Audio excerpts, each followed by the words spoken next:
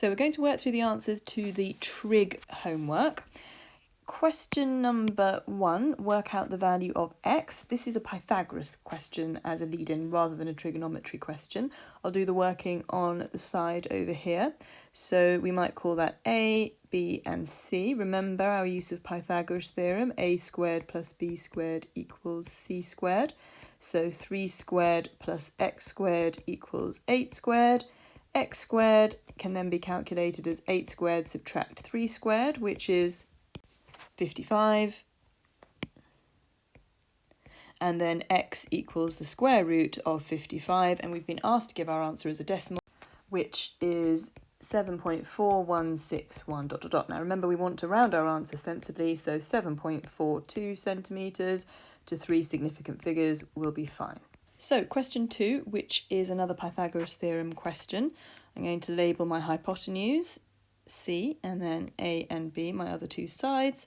So again, a squared plus b squared equals c squared, and I can say 7.2 squared plus 9.6 squared equals x squared.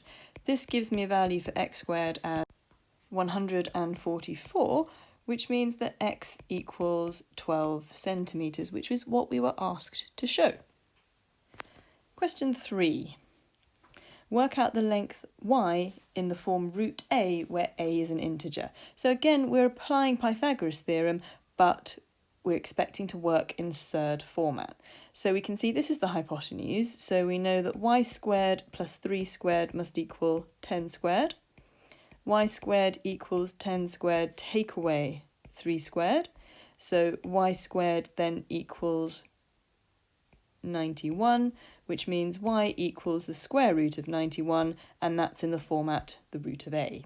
So they just wanted us to give the answer in this format. Now, the next part of the question is quite interesting. It asks us to write down the value of tan x. So if you remember, tan is equal to opposite divided by adjacent. So let's label the three sides of the triangle in relation to this angle x. Well, we know this is the hypotenuse, this is the opposite, and this is the adjacent. So tan of x is going to equal the opposite divided by the adjacent, which is 3 divided by y, which is the root of 91. Now, question 4, we arrive at some trigonometry. We're asked to find out the size of the angle x. I'm going to label the three sides of my triangle. Here's the hypotenuse, here's the opposite, and here's the adjacent. So we need to find the size of the angle. Let's circle the sides about which we have some information, the opposite and the adjacent. So we know this is going to relate to tan. And we know that tan of our angle equals the opposite divided by the adjacent. If I shade out the t there, we can see O divided by A. So that is 3 divided by 7. Now, how do I then find my angle? Remember, we need to use tan to the minus 1, like that, which we'll do on our calculators. This gives me an answer of 23.198, which rounds to 23.2 degrees to 1 decimal place. Question 5. So, a church tower leans at an angle, and we're told that the angle is y degrees. So, here's a diagram that we can use, and we have to work out angle y. So let's label the three sides. Here's the hypotenuse, directly opposite the right angle here. Here's the opposite, and here's the adjacent. Now, which two sides do I have information about? The opposite and the hypotenuse. So this question is going to result in us using sine. So we know that sine of our angle y is the opposite divided by the hypotenuse. We can see that here. So that is equal to 2.47 divided by 27.37. So y will equal sine to the minus 1, the inverse sine of this calculation here. So let's input that into our calculator, and this gives us an answer of 5.177 ... So that is 5.18 degrees to 3 significant figures, or some other sensible degree of accuracy. Question 6, some more trigonometry. Work out the length x. Well, I'm definitely going to start by labelling my triangle. Hypotenuse, opposite and adjacent relative to this angle here. So let's highlight the sides about which we have information or which we're trying to find. Well, we need to find the hypotenuse. We've been given the opposite here. So this is a question which relates to us using sine. Now, what are we trying to calculate? We're trying to calculate h. So the hypotenuse, or x, is equal to the opposite divided by the sine value. So that is 15 divided by sine 28, which we can calculate. This comes to 31.950 ... So I might round that to 32.0 centimetres to 3 significant figures.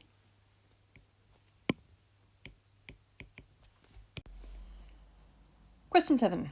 So an aircraft flies y kilometres in a straight line at an angle of elevation. Now we looked at angles of elevation. Remember, that's when you start looking in a horizontal direction and then upwards like that. There's the elevation of 28 degrees. Work out the value of y. Let's label. Y is the hypotenuse, 7 is directly opposite 28, and this leaves the adjacent here. Now, the information that we have is the opposite, and we're trying to find the hypotenuse, so that immediately tells us we want to work with sine. So let's think about what we've got to do. We are calculating the hypotenuse, so that is equal to the opposite divided by the value of the sine, so that is 7 over sine 28, which we'll input into our calculator. And that comes to 14.910 ... which is 14.9 kilometres to 1 decimal place. So question 8. We're going to draw a diagram for this information as we haven't been given a sketch diagram to work with. So boat A is 10 kilometres north of a port. So here's my port. Now A is 10 kilometres north of it. So here's A in a northerly direction, 10 kilometres away. B is 5 kilometres east of the same port, so that means that B is over here, 5 kilometres. The diagram is not to scale. So we've got to work out the bearing on which boat A sails. So it's sailing in a straight line towards boat B. So there's the straight line in which it's sailing. Now, bearings, let's recall this. If I draw in a north line like so, the bearing is measured in a clockwise direction from north, so it's this angle here that I need to work out. So what I'm going to do is I'm going to calculate this angle here, x, and subtract it from 180 to get me the bearing I need. Now, let's start labelling some key information. If this is my angle x, this is the hypotenuse, this is the opposite, and this is the adjacent. Now, which values am I interested in? I have the opposite and the adjacent, so this is a tan question. So let me use tan here. So we know that tan is equal to O over A. So tan of x is equal to 5 divided by 10. X is then equal to tan to the minus 1 of 5 over 10. Let's work that out. But the bearing is equal to 180 take away x, so let's calculate that. And this works out to be 153.434 ... Now bearings are typically given as 3 figures, so I'll round this to the nearest whole number and say that the bearing is 153 degrees to 3 SF. Question 9. We have some 3-dimensional work here. A cupboard is in the shape of a cuboid, we can see it here. A pool cue will just fit in the cupboard if it is placed diagonally as shown. Work out the length of the pool cue marked AB on the diagram. So the first thing I'm going to do is I'm going to label this point P and this point Q. Now there is a right angle at Q. I'll draw out the right angle triangle. So here's A, here's P, and here's Q with a right angle. And it may help just to shade in that triangle there. So the 2 green triangles are the same. Now, A to Q is 80 centimetres, P to Q is 60 centimetres. So we can work out the distance AP. So AP can be worked out using Pythagoras Theorem. here's the hypotenuse, C, here's A and B. So remember, A squared plus B squared equals C squared, Pythagoras Theorem. So AP squared is equal to 80 squared plus 60 squared. So that gives us a value of 10,000. And I could square root it, but actually it will be quite useful in its squared format. AP would equal the square root of 10,000, which is 100. Now, work out the length of the pool cue AB. So let me highlight the next right angle triangle that we're going to use. There's a right angle here at P. So we're using the triangle ABP. There's the right angle. Now, B to P is 120 centimetres, A to P is 100 centimetres. So Pythagoras Theorem will tell us that 100 squared plus 120 squared is equal to AB squared. So AB squared works out to be 24,400, and if we square root that to find the value of AB, this gives us 156.204 ...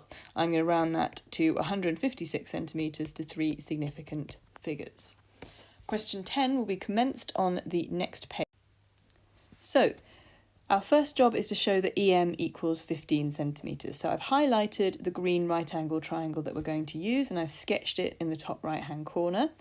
So we know that A to E is 17 centimetres, A to M is 8 centimetres, half of AB, and Pythagoras Theorem tells us that 8 squared plus EM squared would then equal 17 squared. So EM squared is 17 squared, subtract 8 squared, which is 225. So EM is the square root of this number, which works out to be 15 centimetres. So there's our working for this question here. Now, work out the size of angle ECM. Interesting. So ECM, let's join up those 3 points, E to C, and then back along here to M as well. Now, there's a right angle triangle here, sometimes a little bit tricky to see, but it's E down to M and then along to C like that. So the angle ECM is this angle here, which we will call X. Now, information, we now know that E to M is 15 centimetres, but as yet, we don't know either EC or CM. We could work out either of them. I'm going to work out CM using this yellow right angle triangle here, which might be a little bit tricky to see, so I'll draw it out over here. If we join up C to M, and then back to B, we have a right angle triangle on the base of the prism. C to B is 30 centimetres, so that measurement here is the same as this measurement here. And then B to M is 8 centimetres, so that's this measurement here. So Pythagoras Theorem on this triangle here tells me that CM squared will equal 8 squared plus 30 squared, which comes to a value of 964. So CM is the square root of 964, which is 31.048 ... Now, we now know that CM is the root of 964. I'll write it out like that. Your calculator may well simplify this third. Be careful with that when you're doing the next part of the calculation. So let's work out what X is. I want to label this triangle. There's the hypotenuse, there's the opposite, and there's the adjacent. And we can see very clearly it's the opposite and the adjacent that we are making use of. So this is relating to tan. So what do we know? We know that tan of our angle is equal to the opposite divided by the adjacent. If we cover up the tan there. So that is equal to 15 divided by the root of 964. So X is equal to tan to the minus 1 of 15 over root 964, which comes to a value of 25.785 ... So that is an answer of 25.8 degrees to 1 decimal place. So, question 11. We have a triangular prism which represents part of a hill. ABCF is the horizontal rectangular base and D is vertically above C. First job, work out the height CD. So that's this measurement over here. Let's sketch out over here the right angle triangle DCB. So this right angle triangle over here. Now what do we know? We know that BC is 500 meters and this angle here is 6 degrees. Now I want to work out DC. Let's label up our triangle. Hypotenuse, opposite and adjacent. So I'm trying to find the height CD. So that's this. And I've been given the adjacent. So this is another tan question. So making use of my right angle triangle trigonometry formula, tan of my angle is equal to my opposite divided by my adjacent, and my opposite is equal to, if we cover it up, tan of my angle multiplied by my adjacent of 500, which comes to a value of 52.552 ... So we need to provide an answer, so let's say 52.6 meters to 3 significant figures. Now, the next part, we need to work out the size of angle DAC. So let me join up D to A and then back across to C like that. Now we've just worked out that DC is 52.552 ... We're going to use full accuracy, not our rounded value. And we need to work out the size of angle DAC, which I'll call X degrees. Now this means we need either AC here in green, or we need to work out A to D in yellow. I'm going to work out AC using the triangle on the base of the diagram. So if I draw it on here, you might be able to see it clearly, and we'll draw it out as a proper right angle triangle shape here. So there's C, there's A, there's B. So B to C is 500, A to B is 400, so AC squared will equal 400 squared plus 500 squared. Very simple application of Pythagoras Theorem. So AC squared works out to be 410,000, so AC will be the square root of this number, which is 640.312 ... So how can I work out my angle X? So going back to the triangle in the question, here's D, here's A, here's X, and here's C. So this triangle here, this is 52.552 ... This is 640.312 ... Here's my right angle. Now let's work out X. There's the opposite, there's the hypotenuse, there the adjacent. I have information about the opposite, I have information about the adjacent, so I am going to be using tan here. So if I want to work out my angle, let's cover up the T. So we know that tan of my angle, X, is equal to my opposite divided by my adjacent.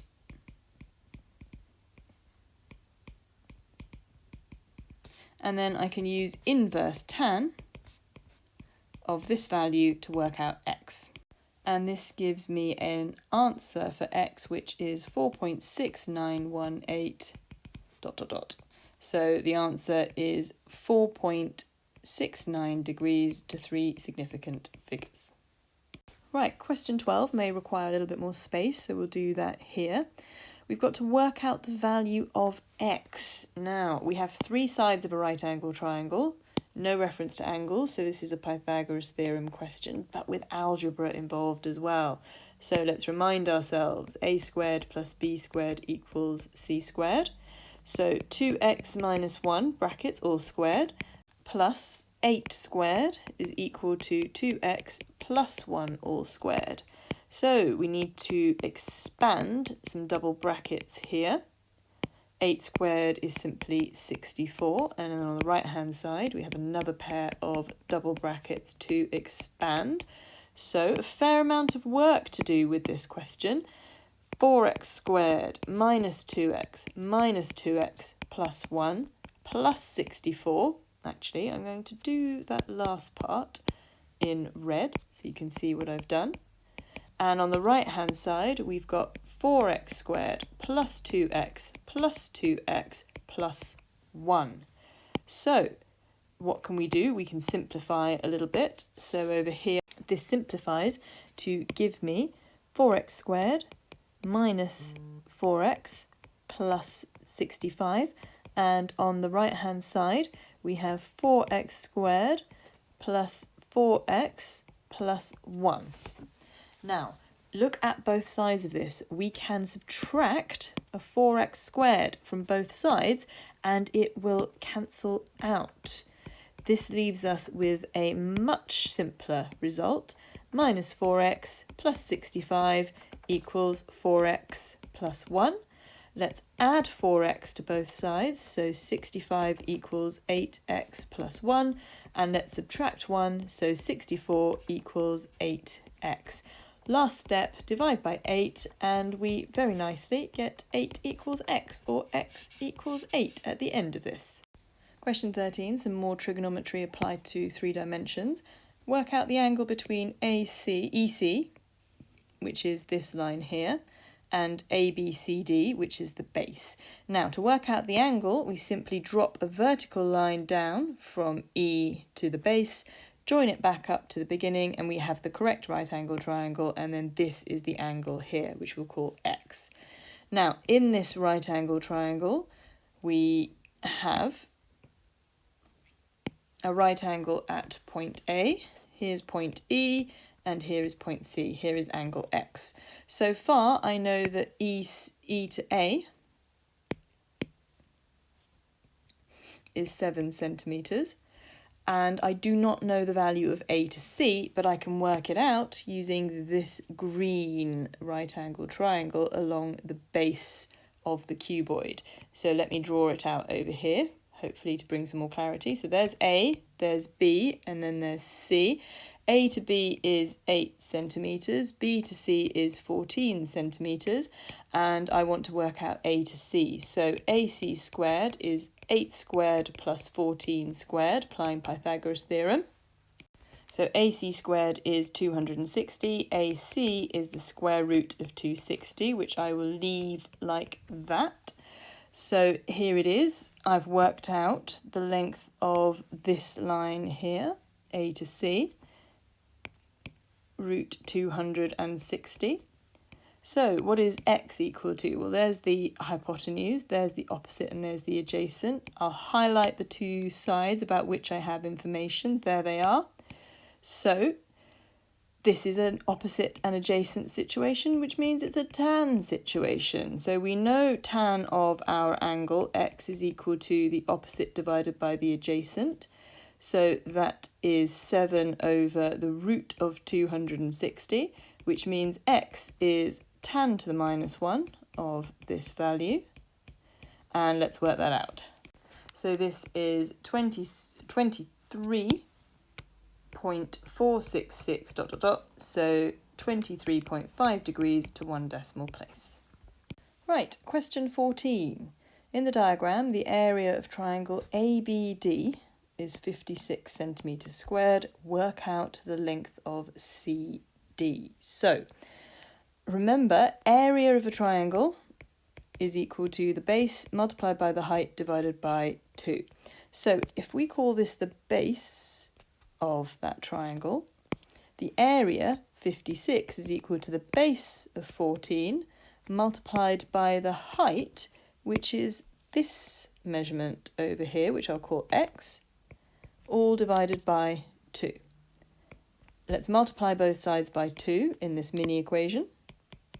So 112 equals 14 multiplied by x, divide by 14, which gives me x equals 112 over 14, which means the height, or BD, is 8 centimetres, we now have to work out the length of CD. So we know that that's the hypotenuse of a right angle triangle, and I can clearly see that x squared plus 6 squared equals c squared. X is 8, so 8 squared plus 6 squared is c squared. Your calculator will very quickly tell you that c squared is 100, so c is 10 centimetres. So CD is equal to 10 centimetres. So this question is all about using the exact trig values, or these three questions are. We must not use a calculator. So this is where we've got to remember our exact values of sine, cos and tan of angles. So the ones that we need to learn are 0, 30, 45, 60 and 90, and we need to know the sine, cos and tan of all of these. I'm going to fill them in so we can use them in the question. Sine of 0 is 0, sine of 30 is a half, sine of 45 is root 2 over 2, sine of 60 is root 3 over 2, sine of 90 is 1. Now for the cosine, cos of 0 is 1, cos of 30 is root 3 over 2, cos of 45 is root 2 over 2, cos of 60 is a half, cos of 90 is 0. Now tan. Tan of 0 is 0, tan of 30 is 1 over root 3, tan of 45 is 1, tan of 60 is equal to root 3, and tan of 90 does not exist. It's an undefined value. So, question 15, we have to simplify this result over here, which I'll do over here to give myself a little bit of space. 2 sine 45, so that's 2 multiplied by root 2 over 2. I'm referring to the table to get my value of sine 45. Take away tan 45, which is equal to 1, all divided by 4 times tan of 60, which is 4 multiplied by root 3. Let's simplify. So 2 times root 2 over 2 is simply root 2. So I've got root 2 take away 1 over 4 root 3.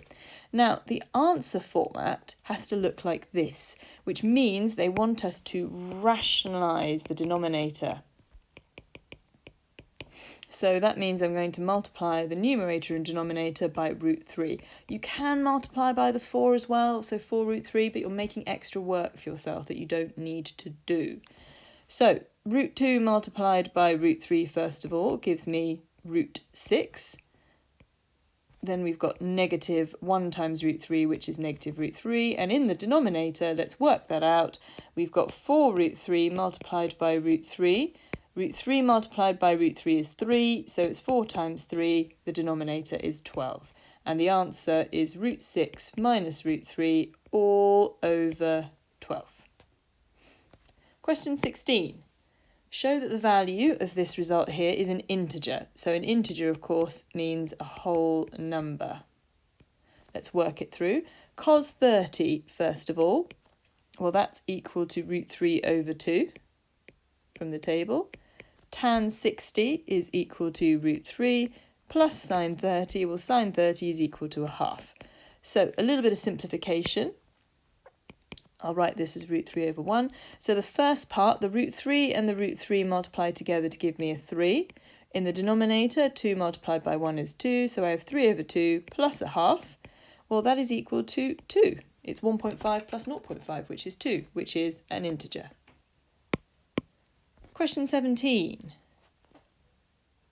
Show that this can be written in this form here, so as a single square root. So let's start filling in. 12 times the cosine of 30. What's the cos of 30? It's root 3 over 2. Minus 2 times the tan of 60, which is root 3. Let's keep working on this. So I'll call it 12 over 1. And then you can see to begin with we get 12 root 3 over 2. Let's just move that out of the way. Take away 2 root 3, which is 6 root 3, subtract 2 root 3. Think of it algebraically. This is like 6x take away 2x, which would give you an answer of 4x. So the final answer is 4 root 3.